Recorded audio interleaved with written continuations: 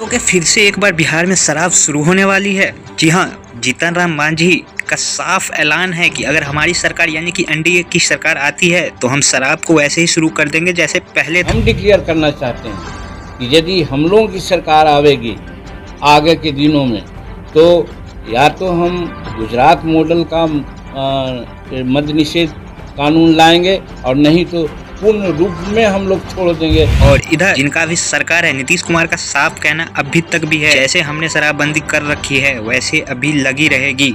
अब 7 साल हो न गया, हम छोड़ने वाले नहीं, इसलिए आप लोग अगर पक्ष में रहिएगा तो लागू रहेगा पक्के तरह से। शराब बड़ी खराब चीज है। लोग कहता था क्या था, जो शराब पीना छोड़ दिया तो उसके परिवार का जो पैसा बचा तो कितना बढ़िया से बच्चे बच्चियों को पढ़ा रहा और दूसरा सब चीज घर में मिल रहा, नहीं तो पहले कुछ नहीं मिलता था।